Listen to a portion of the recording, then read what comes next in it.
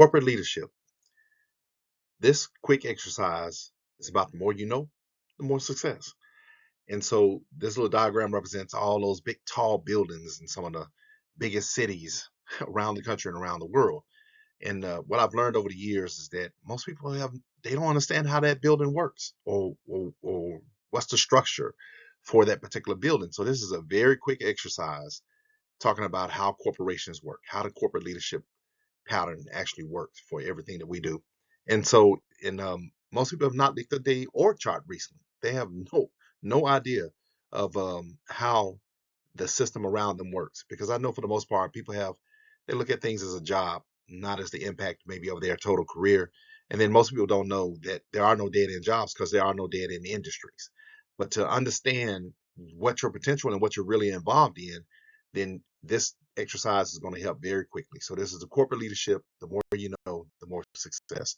So to give you an idea, typically what you'll find when you're in a big city and you see these big buildings, or just any city that has any kind of big building like this, most people have an idea of what happens in that building. And so typically you can probably get in the lobby if you can do that at all, because even nowadays they seem to have everything kind of on lockdown. But you can probably typically get in the lobby and you probably be greeted by security or some kind of admin, or there may be limited access to the elevators or limited access to certain floors and rooms and buildings, including even the bathroom. So that normally is found in building support. Now, depending on that building, that's not just on the first floor. That's the parking lot possibly under the building as well, and services that are under the building. That may be the post office in the building. Maintenance is in the lower levels of the building. There's a lot that can be happening in a building like this, in the way a building may be designed. And so then typically the first couple of floors you have like, well, in most cases, there's usually not one business that has the entire building. They may have one name on the top of the building, but it may be multiple buildings. I mean, multiple businesses in the building.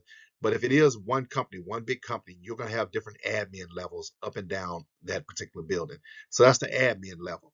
And then what you normally will find is that you have like client support.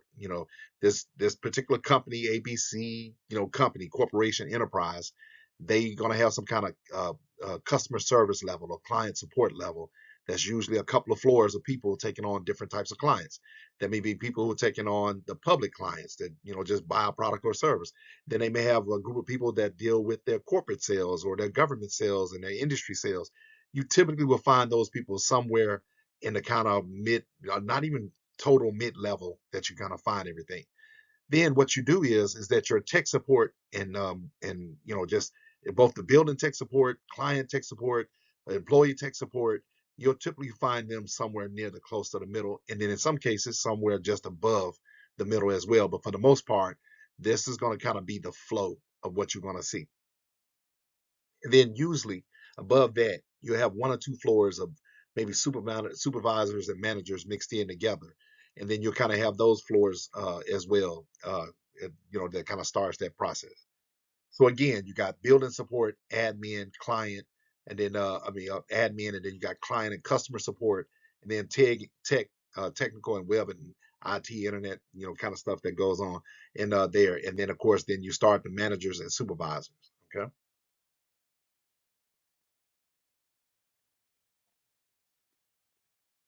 Okay. Now, excuse me.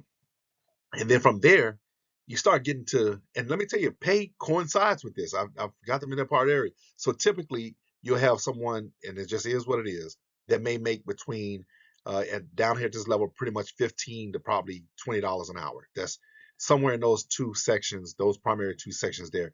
Then once you get in client support and customer support, you may have somebody making anywhere from 15 to $35 an hour, depending on how much work they do.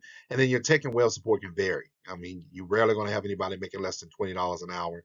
And you may have people as high as making $65, $75 an hour at this level here. And then now, as you go up, the managers and supervisors, that again can vary because their pay can be tied to, the sales or what their department performance and everything else they do. And so there's a whole managers and supervisor level.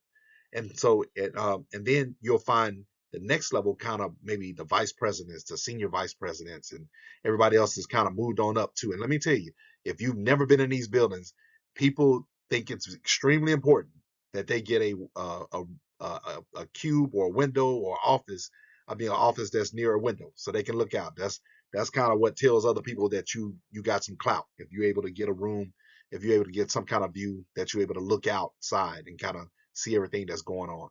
So now, of course, at all these levels, you can have administrative assistants and all different other kind of levels of support that for technical support and mechanical support, all those different things that you may see as well.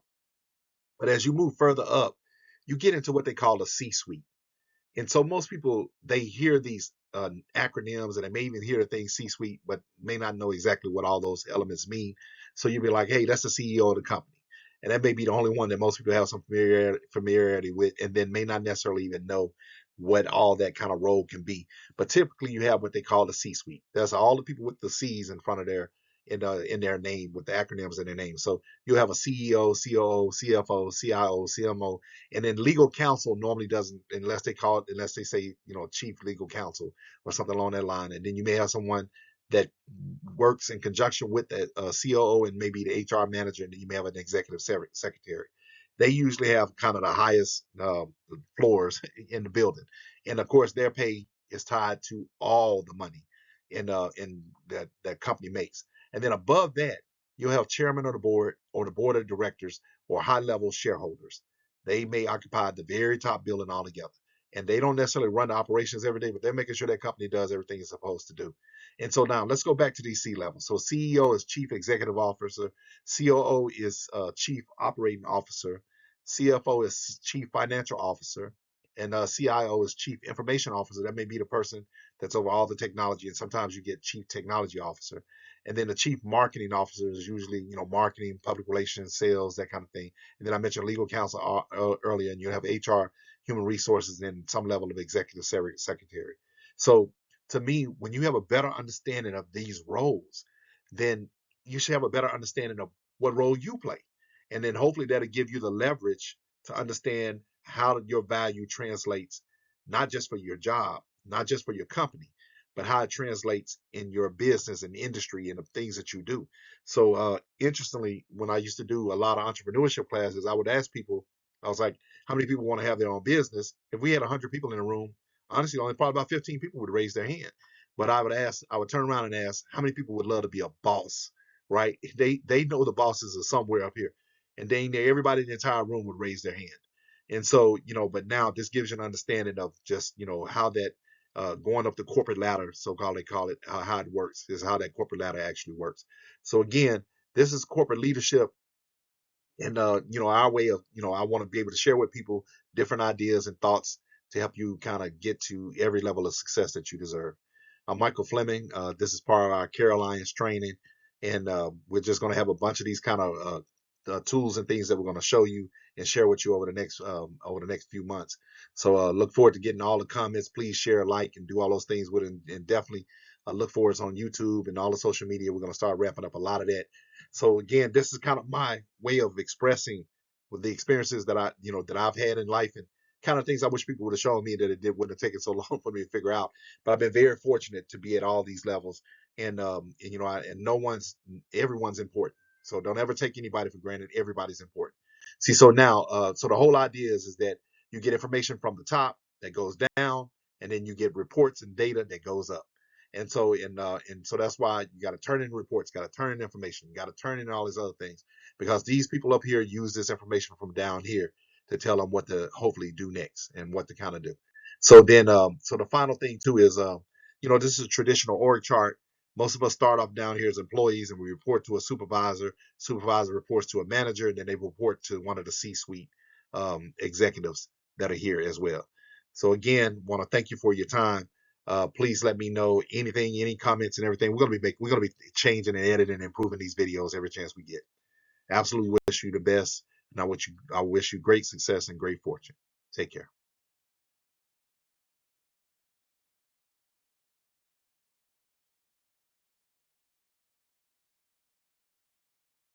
I'm Michael Fleming. My personal YouTube channel is Michael Fleming 5299, and you're gonna start seeing a lot of these resources and stuff out there for us. We have created this system called the Care Alliances. to find you, help you find resources and additional support in your life. The Care Alliances, we have this thing called the Help Your Me system. You just click the little blue locator on the site, and you also can download the app. The app is called the Care Alliances. It's in all the app stores as well. And again, feel free to reach out to me, contact me, and I try to at least I respond to text fast than I do anything else. And if nothing, again, you can find me on Facebook, and we're gonna have a lot of social media profiles, and we're gonna do everything we can to respond to that as well. Again, the website for the life map is my-lifequest.com, and I'll show you what that looks like. And this is literally the web application. It looks like a website, but it's actually web software. And we actually design apps and software. We're a tech company for the most part, but this is where our focus and our energy is, and trying to figure out how can we do things to help improve communities and help improve people's lives. So it's an honor. We're going to have some workshops coming out on how to do 1 to 5 year life planning. We got some wonderful thing about that. Planning is about being prepared. There's some wonderful things that we're going to put in place for that. You'll see all those kind of things coming out as well. It's an absolute honor to serve you and help. Please don't hesitate to like, share, comment, and just let us know. And I promise you, we're going to do everything we can to help out with the challenges.